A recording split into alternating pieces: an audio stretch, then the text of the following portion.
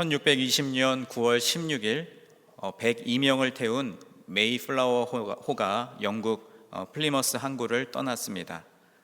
이 배는 66일간의 긴 항해 끝에 11월 11일 케이프 코트의 프로빈스 타운이라는 곳에 입항을 하게 됩니다. 그리고 이곳에서 파손된 선박을 잠시 수리한 후에 이제 12월 21일에 매사추세츠주의 한 연안에 도착합니다. 바로 이들은 영국의 종교적 박해를 피해서 신대륙으로 자신의 몸을 실은 사람들입니다. 꿈에 그리던 신대륙에 이들은 도착하였지만 그곳에서 그들을 기다린 것은 아주 혹독한 추위와 그리고 괴혈병이었습니다. 그해 영국을 떠났던 사람 중에 이 어려움을 견디지 못하고 절반이나 죽는 아픔을 겪기도 했습니다. 이때 이들을 구한 것은 바로 그 신대륙의 원주민 인디언이었습니다.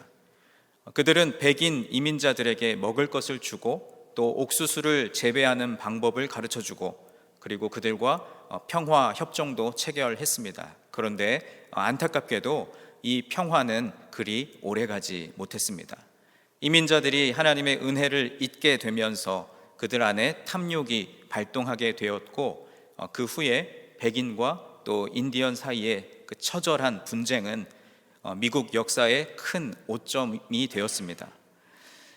이런 미국의 흑 역사가 분명히 있지만 그럼에도 불구하고 초기 미국에 왔던 청교도들은 오직 하나님의 은혜만을 구했던 사람들이었습니다.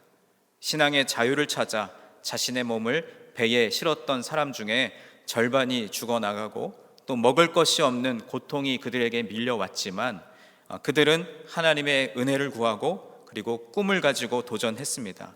이런 선조들의 신앙이 바로 오늘 우리가 발을 딛고 살아가는 이 부강한 미국을 이루게 된 것입니다. 여러분, 오늘은 2021년의 추수감사 주일입니다. 우리에게 올 한 해를 돌아볼 때 또 지나온 시간들을 되돌아볼 때 어떠한 감사 또 감사할 것이 무엇이 있는지를 잠시 한번 생각해 보셨으면 좋겠습니다. 코비드-19로 인해서 수많은 고통과 문제 때문에 혹시 일그러진 또 무너져버린 여러 가지 삶의 영역들 때문에 감사의 제목이 잘 생각나지 않으십니까? 그렇다면 이 400여 년 전 신앙의 자유를 찾아 배에 몸을 실었던 이 청교도들을 생각하시기 바랍니다. 그들은 추위와 배고픔 그리고 가족이 죽어가는 그러한 고통 속에서도 신대륙에서 수확한 추수의 첫 열매를 하나님께 드렸습니다. 그리고 그 추수의 열매를 그들을 환대해 주었던 그 원주민 인디언들과 함께 나누었습니다. 여러분, 바로 오늘 우리가 지키고 있는 이 추수감사 주일의 키워드는 두 가지입니다. 감사와 나눔. 2021년 추수감사 주일에, 아니 우리 평생에 여러분의 삶 속에 하나님을 향한 감사와 또 이웃을 향한 나눔이 충만해지시기를 그리고 차고 넘치시기를 주님의 이름으로 간절히 축원드립니다. 이제 오늘 본문의 말씀 속으로 한번 들어가 보겠습니다. 11절 말씀에서 이제 예수님께서 사마리아와 갈릴리 사이로 지나가고 계셨습니다. 사마리아라는 곳은 당시에 유대인들에게 천대받는 이방인의 땅이었고, 그리고 갈릴리라고 하는 곳은 여러분이 아시는 대로 예수님을 비롯한 제자들의 고향이 있는 동네였습니다. 그러니까 이 사마리아와 갈릴리 그 사이를 지나가셨다라는 것은 다시 말해서 거룩한 곳과 더러운 곳, 그리고 사람들의 관심을 끄는 곳과 그렇지 못한 곳, 그리고 공동체 의식이 있는 곳과 버림받은 곳, 그 사이를 지나가고 계셨던 것입니다. 여러분, 바로 여기에 우리 주님께서 존재하시고 또 우리 교회 공동체가 또 우리 믿는 그리스도인들이 나아가야 할 길이 바로 이 사이길에 있습니다. 여러분, 우리가 믿는 기독교는 어떤 종교처럼 산속에 들어가서 혼자서 돌을 닦는 그러한 종교가 아닙니다. 또 그렇다고 해서 세상의 다른 단체들과 구별할 수 없을 만큼 또 그들과 함께 섞여서 세속화되어서도 안 됩니다. 그렇다면 세상에 물들지 않으면서도 그리고 그 세상을 향한 관심을 끊임없이 갖는 사람들, 또한 신비주의에 몰입되지 않으면서도 신비로움을 간직한 공동체가 바로 우리가 몸담고 있는 이 교회이며 우리 그리스도인들이 살아내야 할 삶의 모습인 줄 믿습니다. 우리는 세상에 대한 사랑의 관심, 그리고 하나님께서 주시는 은혜에 대한 열망과 그 사이길을 걸어가고 있는 것입니다. 이때에 유대에서도 버림을 받고 사마리아에서도 버림을 받아서 이제 더 이상 국경도 또 문화적인 차이도 그리고 인종도 혈통도 아무런 의미가 없는 이제 나병 환자 10사람이 예수님께 찾아왔습니다.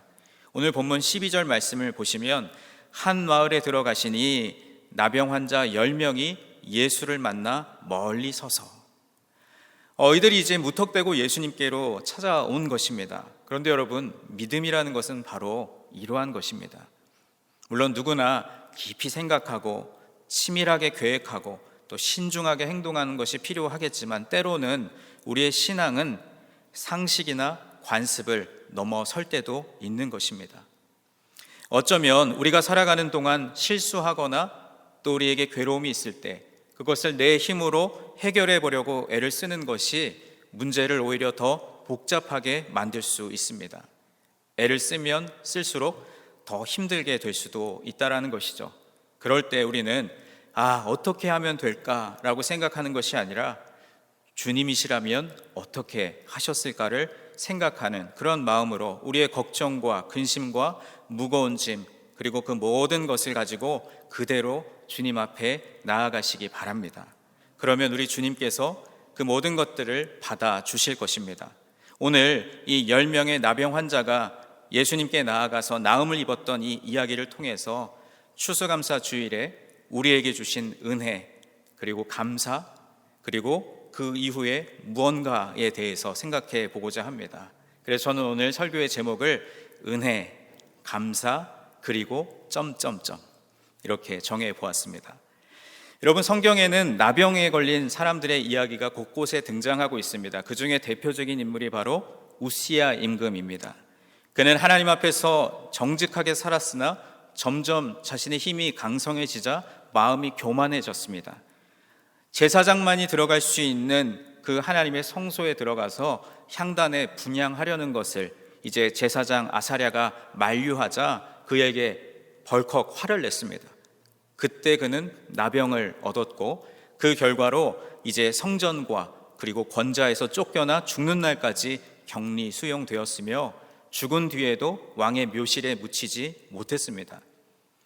또한 미리암이 동생인 모세를 비난할 때 눈처럼 희게 되는 바로 그 나병에 걸리게 되었습니다. 이처럼 이 유대인들의 관념에서 나병이라고 하는 것은 하늘의 벌이라는 개념이 있었습니다. 이러니 이 나병 환자가 어떻게 예수님 앞에 나아갈 수 있겠습니까? 근데 그럼에도 불구하고 오늘 본문 13절 말씀에 기록된 대로 소리를 높여 이르되 예수 선생님이여 우리를 불쌍히 여기소서라고 아무것도 생각하지 않고 아무런 눈치도 보지 않고 그저 예수님께 나아가서 주님 저를 좀 불쌍히 여겨주십시오라고 소리를 높였습니다. 여러분, 바로 이것이 기도이고 이것이 믿음입니다. 우리가 주님께 기도를 드리면서 믿음으로 나아갈 때 우리는 아름다운 말을 많이 나열할 필요가 없습니다. 논리적으로 말하려고 생각할 필요도 없습니다. 더군다나 자신의 공로를 말하는 것은 더욱더 아무런 소용이 없습니다. 그저 주님 앞에 나와서 주님, 저는 죽일 죄인입니다. 저를 불쌍히 여겨 주시옵소서라고 주님 앞에 고백하는 것이죠.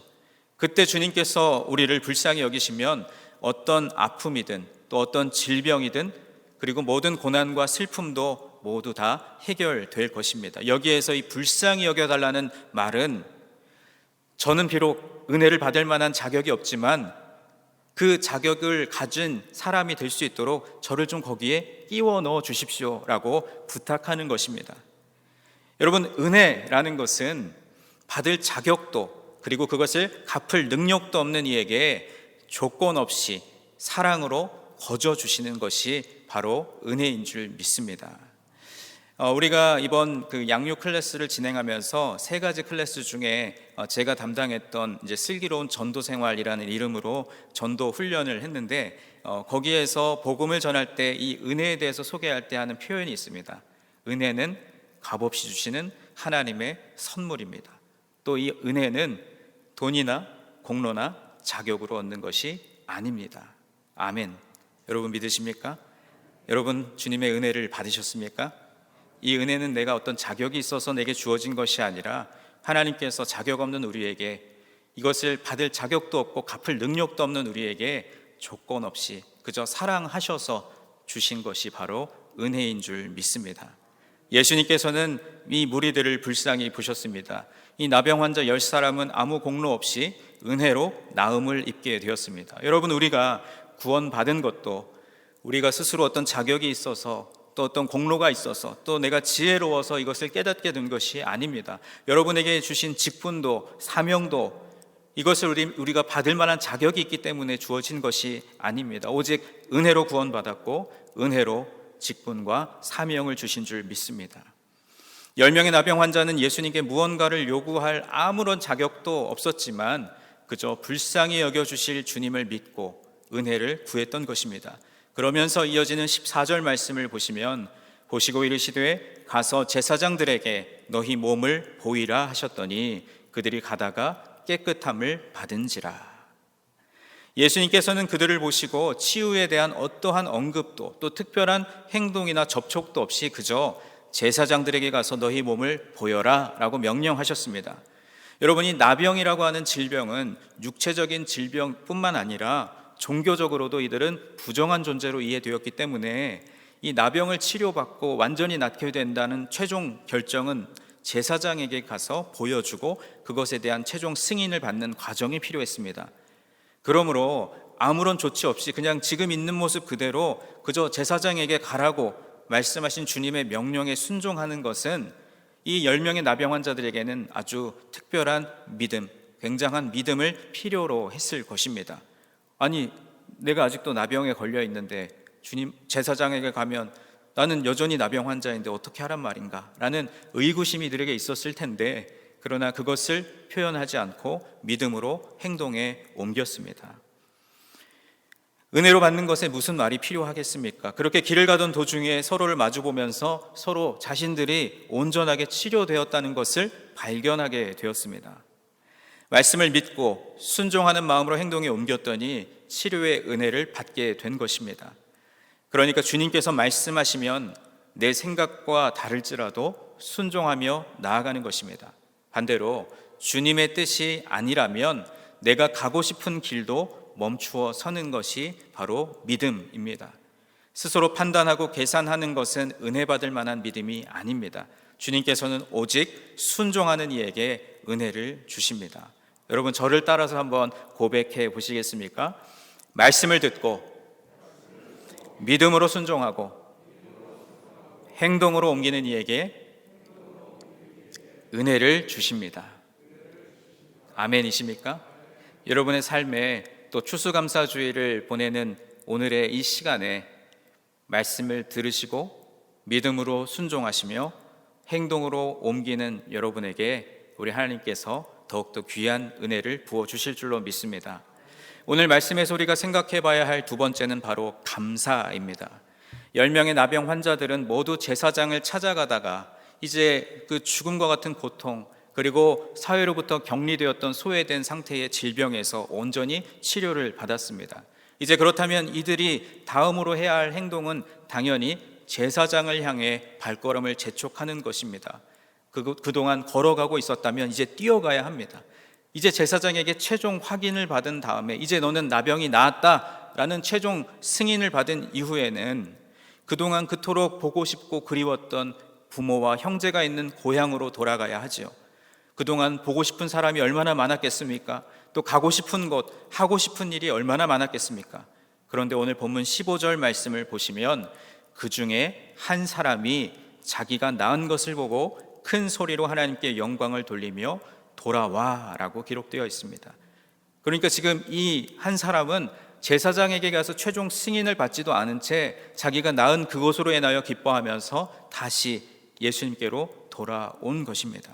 10명의 나병 환자가 모두 치유를 받았는데 그 가운데 한 사람은 가던 발걸음을 돌이켜서 예수님께로 돌아온 것입니다. 그리고 큰 소리로 하나님께 영광을 돌리며 예수님 앞에 와서 엎드려 감사했습니다.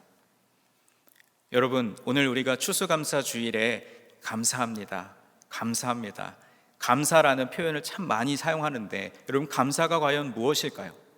감사하는 마음은 바로 받은 것에 대한 고마움을 표현하는 일입니다. 만일 내가 누군가에게 어떤 것을 주었고 또 그만큼 준 만큼 돌려받았다면 그냥 같은 것이기 때문에 감사할 필요가 없습니다. 받을 자격이 있어서 받은 것이라면 이것 또한 감사하지 않아도 괜찮습니다.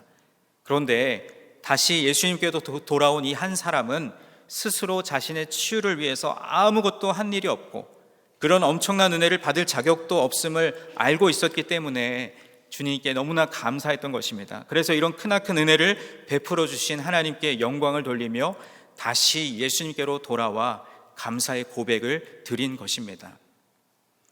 주님께서 사랑하시는 여러분, 우리가 은혜를 받고도 감사함을 표현할 줄 모른다면 우리는 참된 신앙인이라고 할 수 없습니다.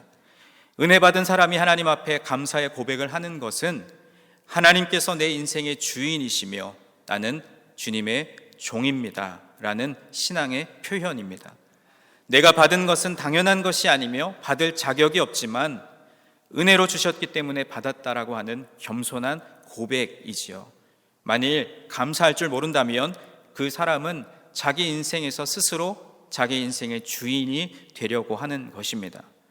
사도 바울은 로마서 1장과 또 고린도전서 6장 말씀에서 이렇게 말씀합니다. 하나님을 알면서도 하나님을 영화롭게 하지 않고 감사하지 않으면 생각이 허망하여지고 미련한 마음이 어두워져 어리석게 된다. 하나님께서는 그런 일을 마음의 정욕대로 더러움에 내어버려 두신다. 그러므로 하나님의 은혜를 헛되이 받지 말라라고 권면했습니다. 여러분은 어떠십니까? 이 10명의 나병 환자 중에 다시 예수님께로 돌아온 그 한 사람처럼 받은 은혜에 대한 감사를 표현하며 살고 계십니까? 아니면 나머지 9사람처럼 은혜 받은 것이 그저 마냥 기뻐서 감사를 잊은 채 살아가고 계시지는 않습니까? 저는 지난 한 주간 동안에 오늘 이 말씀을 준비하면서 개인적으로 참 부끄러운 일을 경험하게 되었습니다. 제가 구체적인 상황까지 여러분에게 다 말씀드릴 수는 없지만 이제 추수감사 주일을 기다리면서 하나님 앞에 어떤 감사에 대한 고백을 우리 교우들과 함께 나눌까 그러면서 말씀을 준비해야 되는데 하루하루 제 안에 감사가 없다는 것을 발견하게 되었습니다. 그러니까 제가 어떤 일을 위해서 수고하고 또 노력하는 만큼 거기에 대한 어떤 열매나 보상이 없다는 것에 대해서 실망하기도 하고 또 인간적인 섭섭한 마음에 사로잡히기까지 했습니다. 분명 하나님께서 기뻐하시지 않는 생각이라는 것을 머리로는 알면서도 그 인간적인 섭섭한 마음을 감출 길이 없었습니다. 그러니까 여러분 앞에서 함께 은혜와 감사에 대한 고백을 나누어야 할 저의 설교문은 시간이 가도 써 내려가지지를 않았습니다. 그렇게 불평과 원망으로 하루하루 시간이 흐르는데 놀랍게도 주님께서 저의 삶에 생각지도 못한 방법들로 저의 마음을 위로해 주시고 이미 저에게 베풀어 주신 은혜가 이미 차고도 넘친다는 사실을 깨닫게 하셨습니다. 심지어 이 설교를 준비하는 동안에 그런 일을 2번이나 겪었는데 2번 모두 즉각적으로 하나님께서 저에게 감사를 깨닫게 하셨습니다. 그리고 그 감사를 고백하게 하셨습니다. 정말로 하나님 살아계시구나. 목사가 참 믿음이 없죠. 감사해야 한다고 성도들 앞에서는 말하면서도 스스로 자신은 감사하지 못하고 하나님이 살아계십니다라고 말을 하면서도 정말 하나님 살아계신가 하는 생각을 하게 된다는 것이죠. 그런데 제가 이번 한 주간 오늘의 이 말씀을 준비하면서 저의 삶 속에 하나님이 즉각적으로 내가 너에게 이런 은혜를 이미 주었잖아. 그러네요 하나님, 제가 미처 몰랐네요. 그러면서 하나님 앞에 감사하지 못하고 불평하고 원망했던 제 자신의 모습을 주님 앞에 회개하게 되었습니다. 여러분 무슨 일인지 궁금하시죠? 개인적으로 찾아오시면 제가 말씀드릴게요. 여러분의 추수감사주의를 준비하면서 여러분에게도 아마 비슷한 경험들이 있으시리라고 생각합니다. 추수감사주일이 오니까 감사해야지 하면서도 내 삶의 여러 가지 모습들을 돌아보면 감사할 일보다는 불평하고 또 원망할 일들이 참 많은 것이 우리들의 연약한 인생인 것 같습니다. 그러나 하나님께서 오늘 우리에게 요구하시는 것은 바로 주님께서 주신 은혜가 내게 족합니다. 하나님 감사합니다 라는 고백이 오늘 이 추수감사주일 아침에 저와 여러분의 삶에 더욱더 깊어지기를 간절히 소망합니다. 여러분, 오늘 설교의 제목을 은혜, 감사, 그리고 점점점이라고 제가 정해 보았는데 여러분에게 은혜를 베풀어 주셨고 또 그에 대한 감사를 고백했다면 이제 그 이후에 이어지는 반응은 무엇이 있을까요? 그 반응은 넓은 의미에서는 구원이고 좁은 의미에서는 전도, 선교, 교제라고 할 수 있습니다. 오늘 본문 14절 말씀에서 그들이 가다가 깨끗함을 받은지라 라고 말씀할 때 이 깨끗함이라는 것은요, 헬라어 원어적인 의미를 살펴보면 정화 또는 배설, 그러니까 속이 시원해지다라는 말입니다. 그러니까 은혜를 받은 10명의 나병 환자 모두 몸이 깨끗해졌고 그리고 마음도 시원해졌고 또 이에 따라서 종교적인 부정과 사회적인 소외 그리고 관계의 단절 등 모든 문제가 해결되었습니다. 그러나 그것이 은혜의 끝이 아니었습니다. 그대로 떠나간 9사람과 달리 다시 주님께로 돌아온 이 한 사람은 오늘 본문 16절 말씀을 보니까 예수의 발 아래에 엎드려 감사하니 그는 사마리아 사람이라 라고 기록되어 있습니다.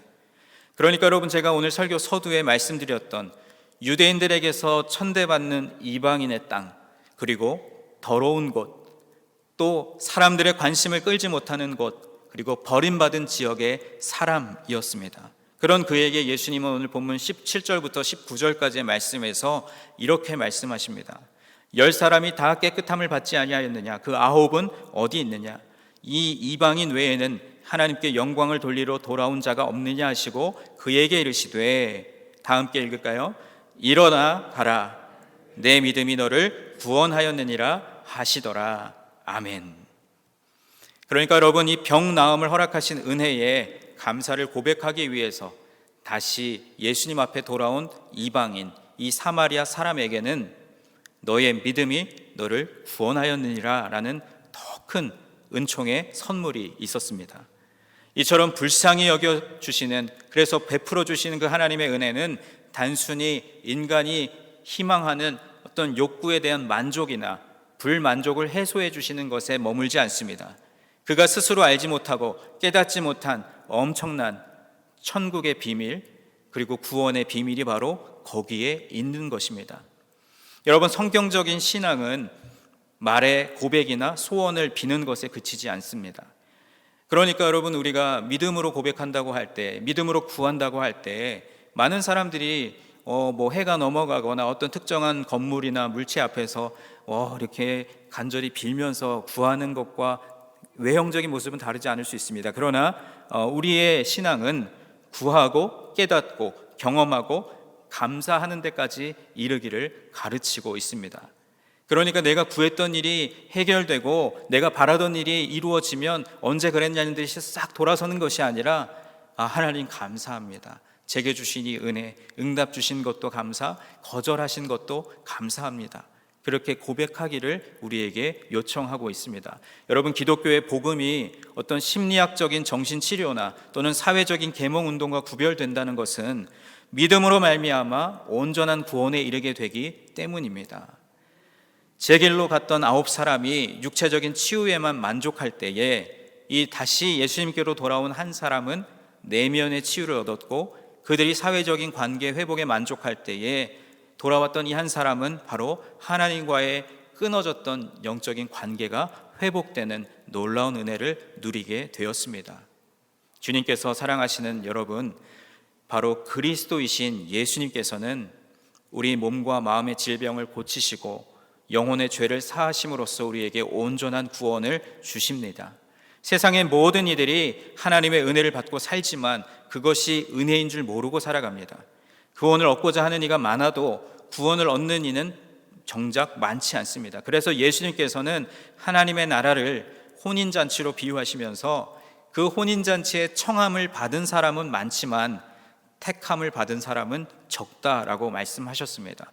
또한 예수님께 찾아와서 영생에 대해 물었던 그 사람은 건강하고 경건하며 또 부자이고 출세한 사람이었지만 그는 구원을 얻지 못했습니다. 그러면서 주님은 사람이 만일 온 천하를 얻고도 제 목숨을 잃으면 무엇이 유익하리요?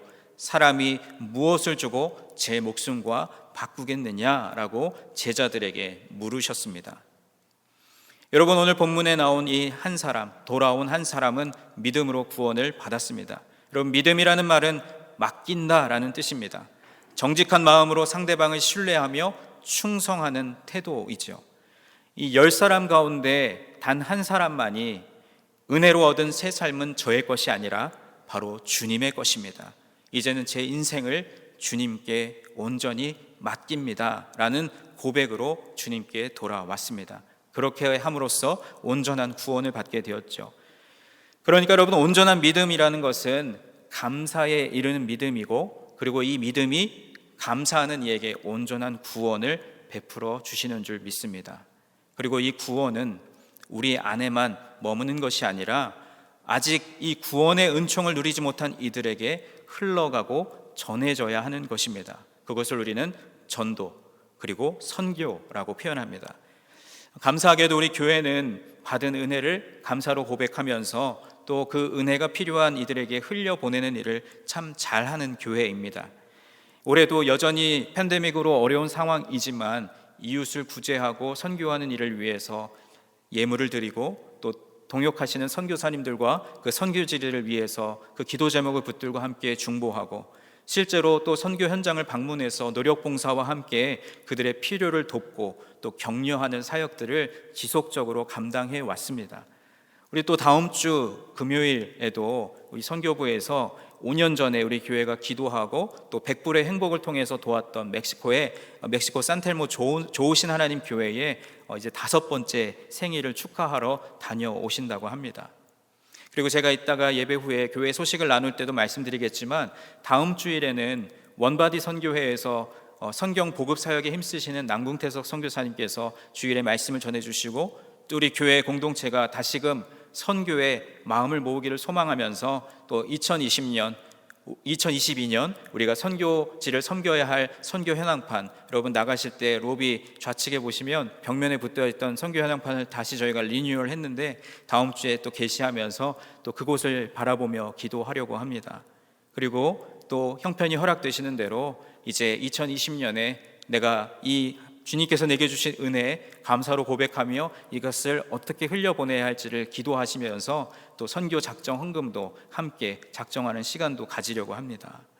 여러분, 우리는 이렇게 오늘도 주님께서 우리에게 거저 주신 은혜에 감사하고 그 감사를 전도와 선교 그리고 구제하는 일에 흘려보내고 있습니다. 하나님께서 참 기뻐하실 일이죠. 우리가 교회가 감당하는 일뿐만 아니라 여러분의 삶에도 주님께서 내게 주신 은혜에 대한 감사를 고백하면서 그 감사가 구원의 길로 흘러가는 역사가 저와 여러분의 삶에 충만하기를 간절히 소원합니다. 우리로 하여금 가을 추수의 때에 이르도록 올 한 해를 지켜주신 하나님의 그 사랑의 손길을 더듬어 보면서 모든 것이 주님의 은혜입니다. 내 모든 것이 주님의 것입니다 라는 신앙의 고백으로 우리 마음 깊은 곳에서 우러나는 감사로 하나님께 영광을 돌리며 주님께 경배하는 유니온 교회 모든 교우들이 되시기를 주님의 이름으로 간절히 축원드립니다. 기도하겠습니다.